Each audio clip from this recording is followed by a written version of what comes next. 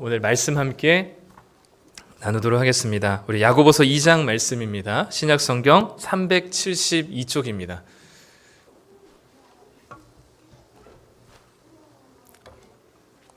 야고보서 2장 14절부터 26절까지 말씀, 신약 성경 372쪽입니다.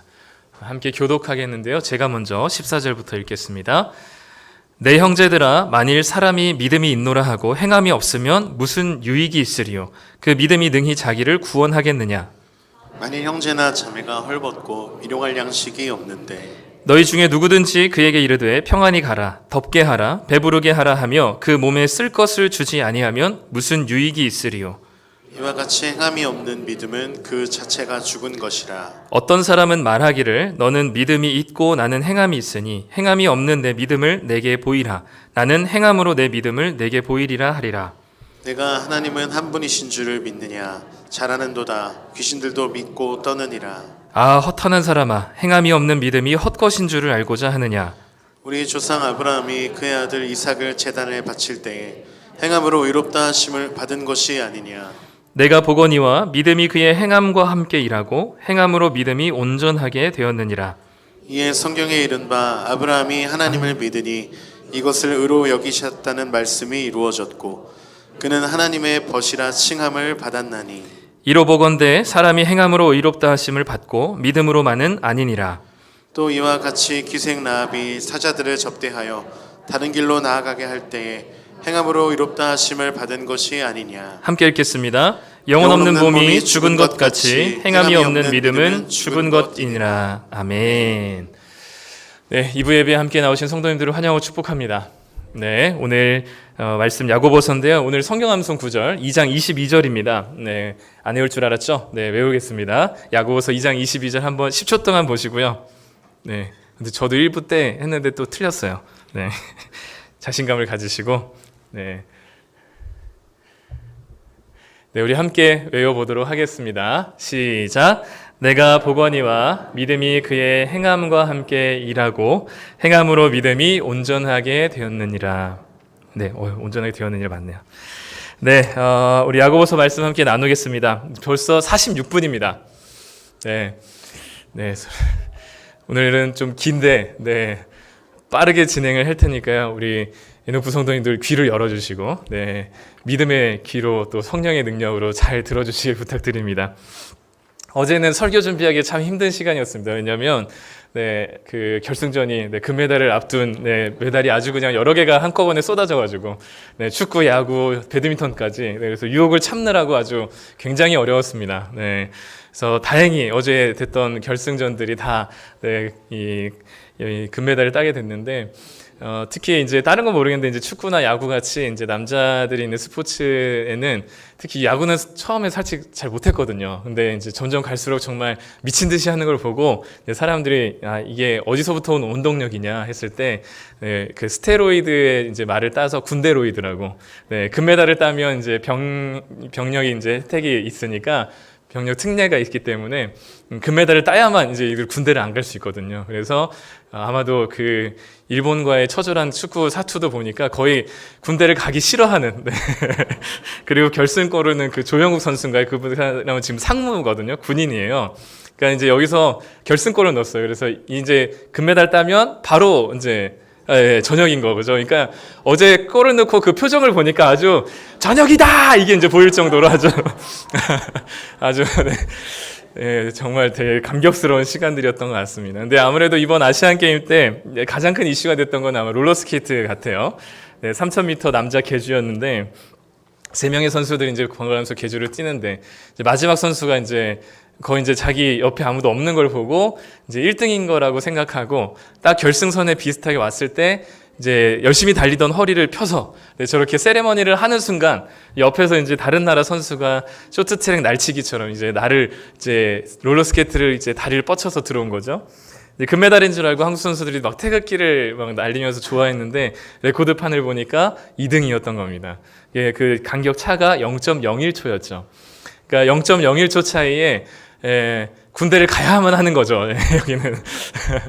근데 여기 3명 중에 2명은 군대를 갔다 왔는데 막내가 군대를 안 갔어요. 근데 이 저 결승선에 선 사람이 제일 큰 형입니다. 그래서 아주 지금도 아마 큰 자책을 하고 있을 것 같은데, 더 안타까운 소식은 이 롤러스케이트 종목이 다음 아시안 게임에는 없어진다고 해요. 그러니까 너무 큰 탄식을 하시네. 그러니까 이제 빼박 군대를 가야 되는 상황인 거죠. 예. 그러니까 아마 이 마지막 선수는 자기가 1등이라고 확신하고 이제 믿고 이 믿은 대로 허리를 펴고 행함을 보여줬던 겁니다. 세리머니를. 근데 그 믿은 대로 행했던 그 결과는 금메달이 아니었던 거죠. 오늘도 우리가 좀 믿음과 행함에 대한 이야기를 좀 하려고 하는데, 저는 좀 질문하고 싶습니다. 정말 믿으면 구원 받습니까? 정말 믿음으로 구원 받는 게 맞을까요? 네, 일부보단 좀 담대하시네요. 네, 일부에는 입으로만 하고 아무도 소리를 안 내셨어요. 우리 로마서 3장 28절에 이런 말씀이 있습니다. 우리 함께 읽어보죠. 그러므로 사람이 의롭다 하심을 얻는 것은 율법의 행위에 있지 않고 믿음으로 되는 줄 우리가 인정하노라. 네, 로마서 말씀에는 분명히 말하고 있습니다. 우리가 의롭게 되고 구원받는 것은 율법의 행위가 아니라 믿음으로 되는 줄 안다. 우리는 우리의 공로나 선행으로는 하나님이 원하시는 의로움에 충족되지 않기 때문에, 그런 사람이 아무도 없기 때문에 하나님께서는 예수님을 보내주셔서 그 예수님을 믿음으로 우리의 죄가 용서받고 의롭게 되었다고 말합니다. 그래서 다른 종교에서는 무언가 열심히 선행을 하고 조금 더 도덕적이고 윤리적이고 착하게 살아야만 어딘가에 해탈을 하거나 뭔가 그런 구원의 경지에 이르는 것으로 설명하는데, 그것과 달리 기독교는 우리는 할 수 없고 누구도 하나님이 원하시는 의로움에 도달할 수 없기에 우리는 절망적인 상태이지만 하나님께서 예수님을 보내셔서 그 예수님을 믿음으로만 우리는 구원받을 수 있는 존재라고 말씀하고 있기 때문에 기독교에서는 이 소식을 복음이다, 기쁜 소식이다 라고 말합니다. 그래서 그 어떤 대단한 열심으로도, 그 어떤 대단한 희생으로도, 그 어떤 헌신으로도 구원받을 수 있는 게 아니라 오직 믿음으로만 구원을 받을 수 있다 말하는 거죠. 그러면 정말로 믿기만 하면 구원을 받을까요? 정말 믿기만 하면 구원 받을까요? 사기를 치든 살인을 하든 거짓과 모함으로 사람을 속이면서 살든 탐욕과 쾌락에 찌들어서 끊임없이 인생을 낭비하면서 살든, 또는 죄를 감추어 둔 채 그 죄를 평생토록 즐기면서 살든, 어차피 사람들은 다 죽을 인생이고 자기의 선행과 자기의 행실로 구원받지 못하니까 어떻게 살든 상관없이 예수님을 믿는다는 고백만 있으면, 아니면 어릴 적이라도 세례를 받고 그런 기록만 있으면 그 사람은 다 구원을 받는 겁니까? 이 질문의 대답이 사실 쉽지는 않습니다. 간단하지만은 않지만, 결론부터 얘기하면 저는 예수님을 믿기만 하면 구원을 받는다라고 믿습니다. 중요한 것은 무엇이냐면 그 믿음이 무엇인가 하는 거죠. 예수님을 믿기만 하면 구원받는 것은 맞는데, 그러면 그 믿음이 정말 무엇인가 하는 겁니다. 그 얘기를 야고보서가 오늘 해주고 있는 것이죠. 우리가 생각하는 것보다 훨씬 그 이상으로 이기적입니다. 그리고 우리가 생각하는 것보다 훨씬 더 자기 중심적입니다. 훨씬 더 자기 편향적입니다. 똑같은 사건과 똑같은 팩트라고 할지라도 이 사람 말하는 게 다르고 저 사람 말하는 게 달라요. 똑같은 일이 일어났을지라도 이 사람 말을 들으면 저 사람이 죽일 놈이고 저 사람 말을 들으면 이 사람이 죽일 놈이에요. 사람들은 굉장히 객관적이라고 생각하겠지만 우리가 받아온 모든 영향들과 상황들은 우리를 그렇게 객관적으로 놔두지 않습니다. 그렇기 때문에 우리는 어떤 상황들이 닥쳤을 때 늘 자기중심적으로 이해하고 내가 이해하기 쉬운 방향으로, 나에게 이득이 되는 방향으로 이해하고 받아들입니다. 그것이 신앙일지라도요. 그래서 우리는 믿음과 행함이라는 이 부분도 늘 우리가 생각하기 편한 쪽으로, 우리가 받아들이고 이해하기 쉬운 쪽으로, 나한테 이익이 되는 방향으로 이해하는 것이 우리들의 모습이죠. 그렇기 때문에 믿음과 행함에 대한 양극단에 대한 태도들이 우리에게 늘 존재합니다.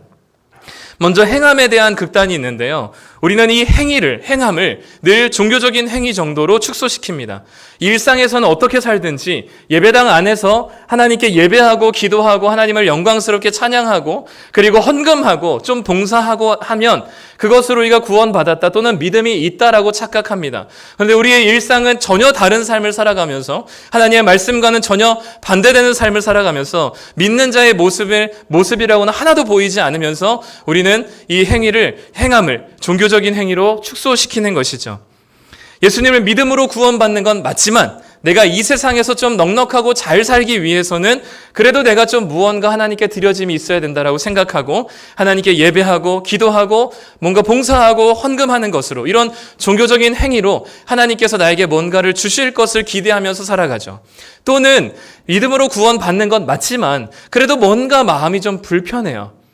뭔가 믿음으로 구원받는다라고 하는 게 뭔가 공짜로 구원받는 것 같고 뭔가 내가 아무것도 기여한 게 없는 것 같은 그런 아쉬운 마음이 있어서 무엇이라도 좀 뭔가 믿는 자니까 좀 변화가 있어야 되겠다라고 생각해서 기껏 행하는 변화들은 무엇이냐면 주일날 예배드리고 기도하고 헌금하는 것, 종교적인 행위 정도입니다.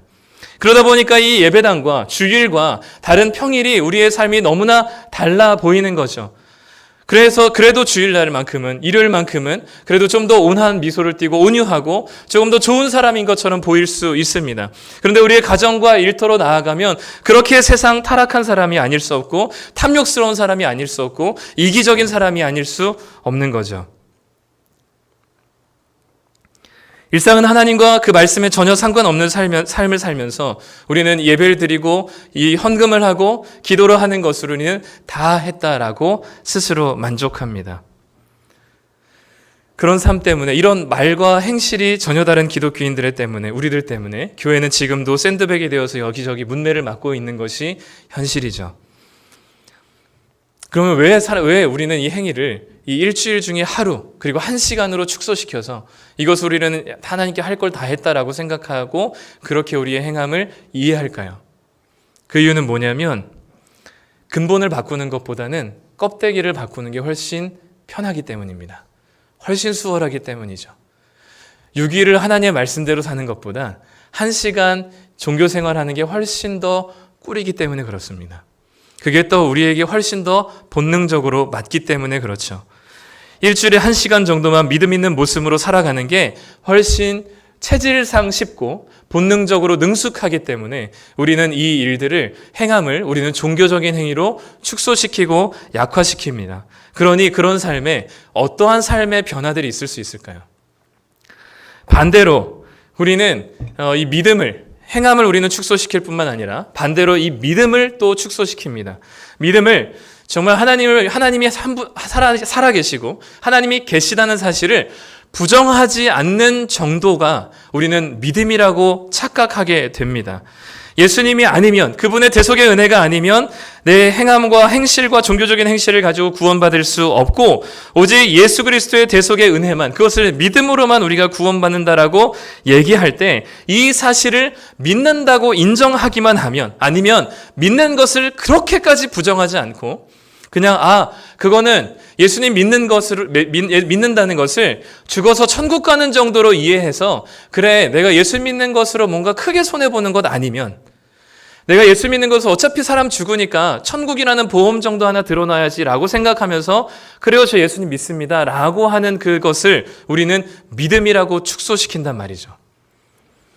그래서 무언가 뚜렷하게 예수님에 대해서 반대하지 않으면 그렇게까지 싫어하지 않으면 그것을 우리는 예수님을 믿는 것이라고 이해하고 받아들입니다. 나한테 특별히 손해되는 거 없잖아요. 죽어서 천국 간다는데 좋은 곳 보내준다는데 예수님을 믿는 것이 그렇게 잘못되거나 나쁜 거 아니고 구원해 준다는데 좋게 해준다는데 그걸 뭐 그렇게까지 거부할 필요가 있나라고 생각하는 그 정도를 우리는 믿음이라고 생각한다는 거죠.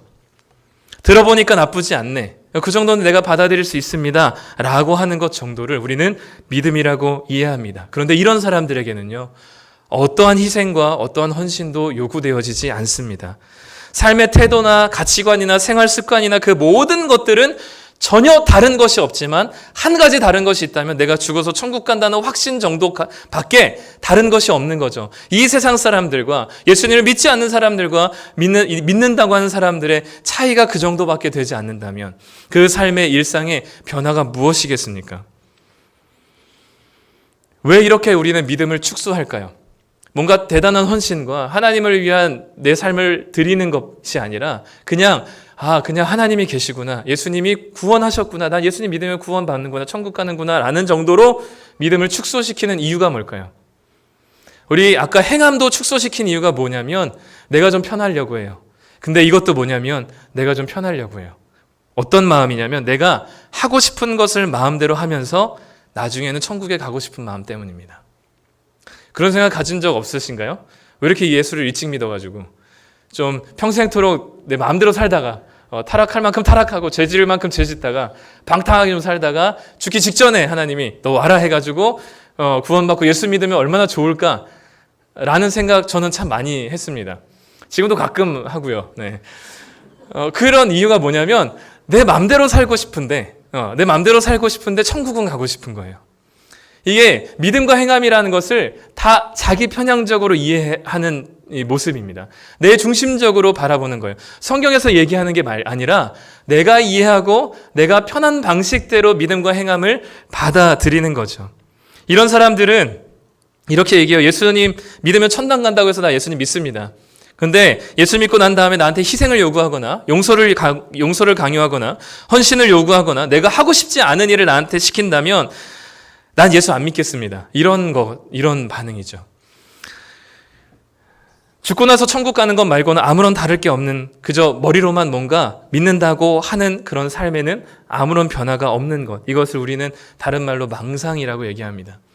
그런데 우리는 이것을 믿음이라고 부르고 싶어 한다는 거죠. 야고보가 말하고 싶은 게 바로 이 지점입니다. 그래서 오늘 야고보는 이 믿음이 우리를 구원해 주는 게 아니라 행함이 우리를 구원해 준다라고 우리는 잘못 이해할 수 있지만 사실 야고보가 말하는 것은 죽은 믿음이 우리를 구원하지 못한다라는 이야기를 하고 싶은 겁니다. 오늘 말씀 17절과 26절을 한번 같이 읽어보도록 하겠습니다. 시작. 이와 같이 행함이 없는 믿음은 그 자체가 죽은 것이라. 영혼 없는 몸이 죽은 것 같이 행함이 없는 믿음은 죽은 것이니라. 죽은 믿음은 행함이 없는 믿음이라고 합니다. 죽은 시체나 죽어있는 동물의 사체 보면 이렇게 넘어뜨리면 이렇게 넘겨지고 이렇게 놓여지면 그냥 그대로 있습니다. 시간이 지나도 아무런 변화가 없어요. 근데 죽은 믿음의 반대가 뭘까요? 참된 믿음이죠. 참된 믿음에는 뭐가 있어요? 생명이 있는 거죠. 생명이 있는 곳에는 변화가 있고 움직임이 있고 이 자라남이 있습니다.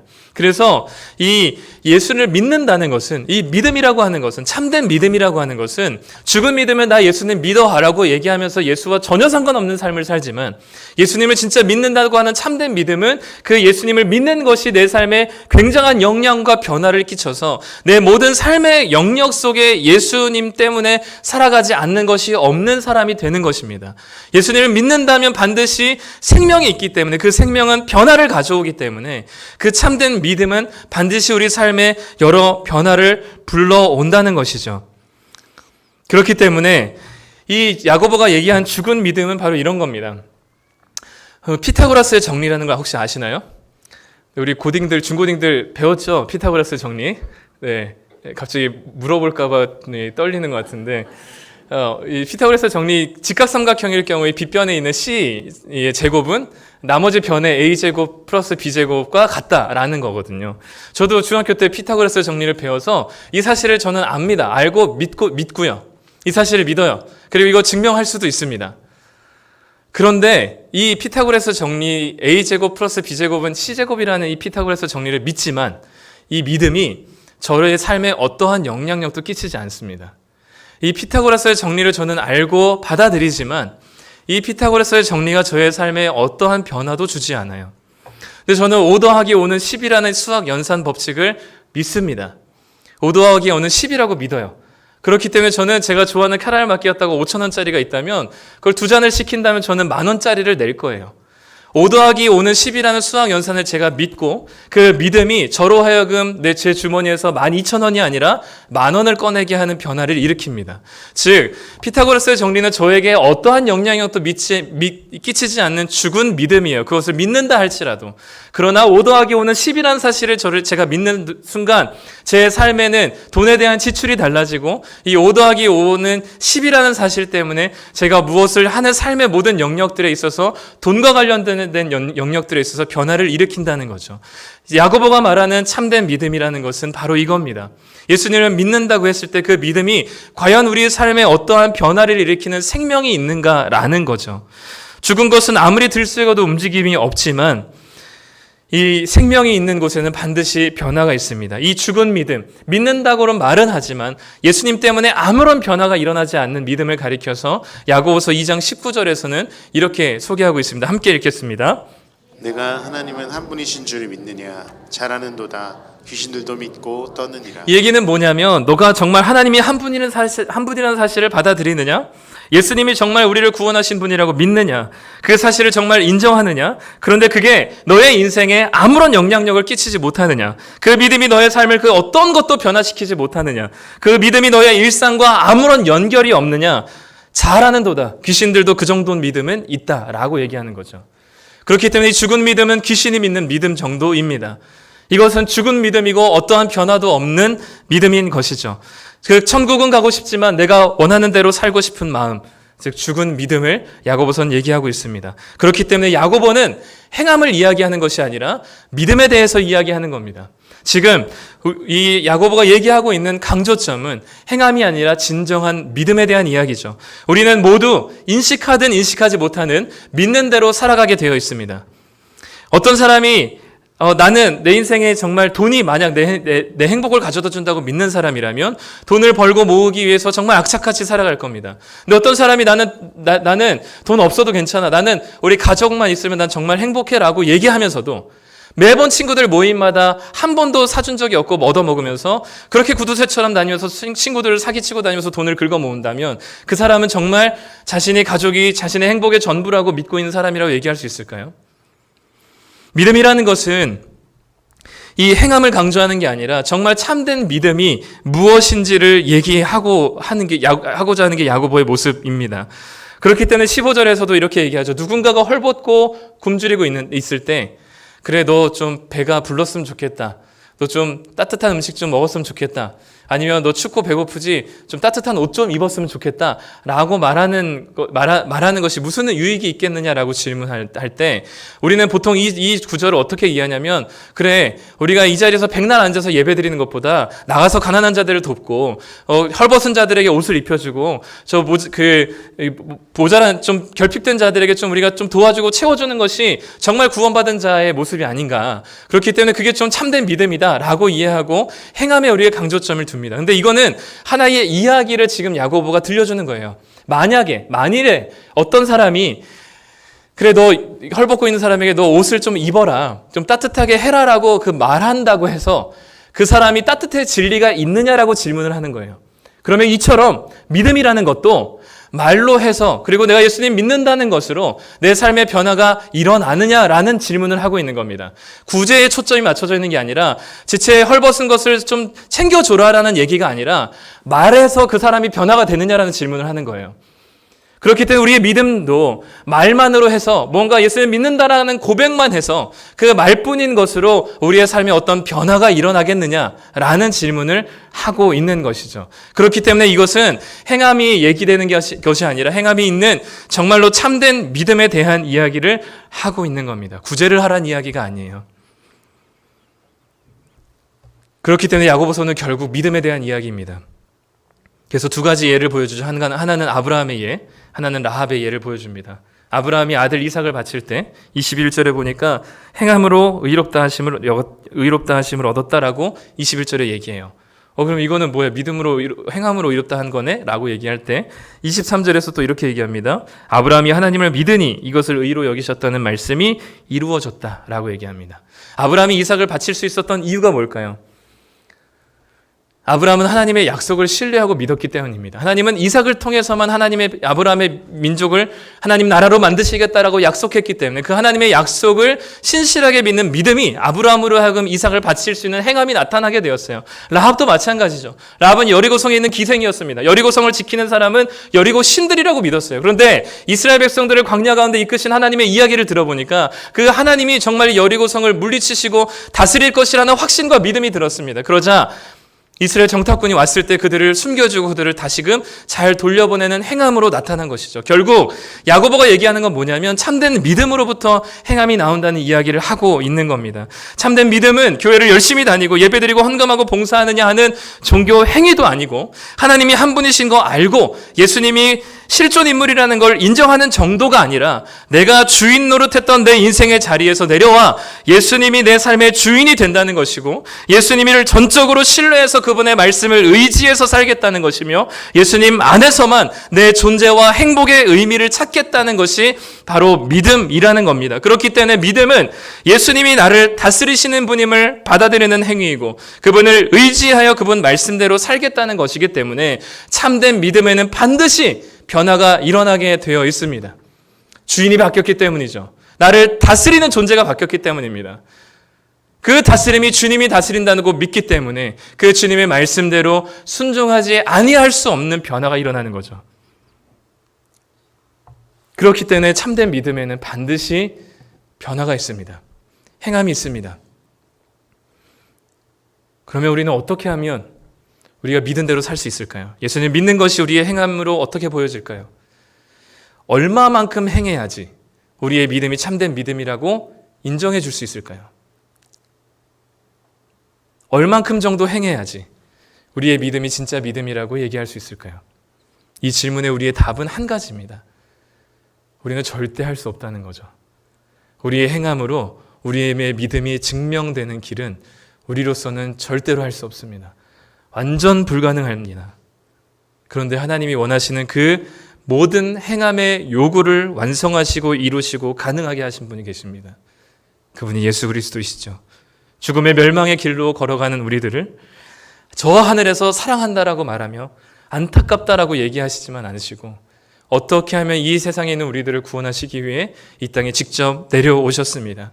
이 땅에 오셔서 그저 너희들 사랑하다, 불쌍하다 여기지 않으시고 위로하지 않으시고 그저 육체적인 질병 정도 고쳐주지 않으시고 우리의 모든 전생애를 걸쳐서 우리가 죽음에 이르러야 하는 그 절망의 순간들을 스스로 짊어지셔서 십자가에 죽으시는 행함을 보이셨습니다. 그 예수님의 행함을 믿음으로 이제는 예수님이 우리의 주님이 되셔서 나를 주관하시도록 나를 맡겼다는 것이 우리는 믿음이라고 고백하는 것이죠.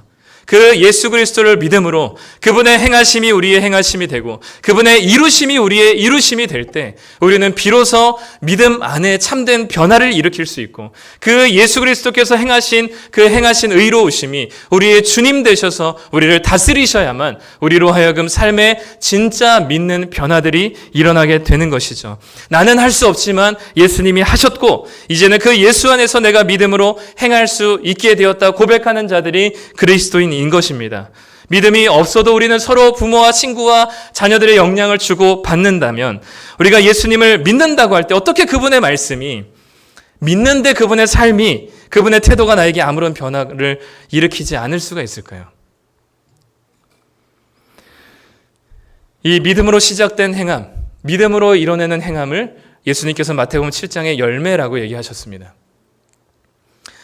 행함이라는 열매를 맺기 위해서 한 알의 씨앗이 떨어져서 나무가 되고 그 나무가 자라서 열매를 맺기까지는 적어도 3년 이상이 걸릴 겁니다.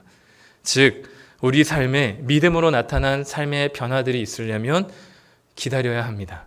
시간이 좀 필요해요. 당장 내가 예수님 믿는 것 때문에 어떤 대단한 결심을 하지 못하고 대단한 삶의 변화가 나타나지 않는다고 내 믿음이 가짜 믿음인가라고 흔들리진 않으셔도 됩니다. 너무 조급할 필요는 없지만 시간이 좀 필요하지만 결국엔 참된 믿음이라면 어떻게든 변화가 일어나기 마련입니다. 오랜 시간 동안 계속해서 변해가는 그리고 성숙되어가는 익어가는 열매같이 우리들에게는 열매가 또 행함이 우리 가운데 삶의 변화로 나타나기까지는 시간들이 걸리실 겁니다. 나무가 하루 이틀 만에 변화를 감지할 수 없듯이 몇 년이 흐르고 난 뒤에 보면 이 나무가 이렇게 컸구나 라는 것을 알 수 있듯이 우리가 믿음으로 사는 행함이라는 열매를 맺기까지는 시간이 좀 걸립니다. 음식을 만드는 데는 오래 걸리지만 먹는 데는 금방인 것처럼 맛있는 열매가 맺혀지기 위해서는 오래 걸리는 법입니다. 그런데 시간은 걸리지만 결국에는 변화가 있고 행함이라는 열매가 나타나야만 합니다. 왜 이렇게 야고보가 행함이 있는 믿음을 강조했을까? 행함에 대한 이야기를 이렇게 많이 했을까라고 생각해 보면 이 야고보서를 기록한 야고보는 예수님의 동생 야고보입니다. 예루살렘 교회의 지도자였던 이 야고보였는데 제자들처럼 3년 동안 예수님을 따라다니면서 훈련받지는 않았지만 아마도 최대한 30년 가까이는 예수님을 형으로 함께 생활했었을 것입니다. 형 예수의 삶을 누구보다 가까이서 누구보다 오랫동안 지켜본 사람이 바로 예수님의 바로 아랫동생인 야고보였을 겁니다. 야고보는 주일 아침에 유튜브 보다가 예배 시간에 늦는 것도 일수이지만 형 예수는 즐겁게 교회를 다니는 모습을 봐왔어요. 12살 때는 심지어 교회에서 며칠 동안 밤을 새면서 목사님들과 이야기하는 형 예수님의 모습을 봤습니다. 동생을 괴롭히고 힘들게 하는 것으로 즐거움을 얻지 않는, 뭔가 설명하기 어렵고 이해하기 어렵지만 어려서부터 30년 동안 가까이 함께 지냈던 형 예수는 무언가 달라 보였던 거죠. 자기와는 다른 기도 생활, 자기와는 다른 삶을 대하는 태도, 사람들을 대하는 모습, 부모님께 순종하는 모습들을 보노라면 이런 야고보가 예수를 경험했었던, 형님 예수를 경험했었던 이 모습을 통해 야고보는 이 예수님이 살았던 삶의 모습들을 이야기하지 않을 수가 없었을 것입니다. 함께 살을 부대끼며 지내었던 그 가정의 가장 친밀한 공간에서 일어났던 형 예수의 삶이, 그 예수의 행함이 야고보는 가장 인상 깊었을 것이죠. 그렇기 때문에 다른 사람들은 예수님을 통해서 들었던 내용이겠지만 야고보는 누구보다 오랫동안 형 예수를 경험하고 그 삶을 지켜보았던 야고보였기 때문에 이 삶의 열매였던 행함에 대해서 강조하지 않을 수가 없었을 겁니다. 성도님들께 질문하고 싶습니다. 예수님이 정말 내 인생의, 우리의 인생의 주인이 되십니까? 내가 예수를 믿기로 했지만, 믿는다고는 하지만 한 번도 내가 예수님이 나의 인생의 주인이라고 생각해 본 적이 없으십니까? 혹시 내가 언제 죽어도 어려움이 없도록 하기 위해서 천국 가는 보험 정도 들어놓는 것을 믿음이라고 생각한 분이 계신가요? 혹시 그런 분이 계시다면 그 정직함에 감사드립니다. 그러나 예수님이, 우리가 예수님을 믿는다고 하는 것은 그저 일주일에 한 번 이곳에 와서 예배를 드리거나 또는 우리가 헌금을 내거나 또는 기도 잠깐 하고 성경 몇 장 정도 보는 것이 우리의 믿음이 아닙니다. 또한 예수님이 계시다는 사실만 부정하지 않는 것 또한 우리의 믿음이 아닙니다. 정말로 믿는다면 우리의 삶에는 반드시 예수님을 따르는 삶의 변화들이 있어야만 합니다. 그것이 당장의 눈에 보이지 않더라도 포기하지 말고 우리의 형님 되신 예수 그리스도를 의지하여서 넘어졌다면 그분을 붙들고 일어설 때 우리는 다시금 주님 안에서 믿는 믿음 안에서 변화된 삶을 살아가게 되실 것입니다. 바라기는 우리 성도님들이 이런 참된 믿음이 있기를 소망합니다.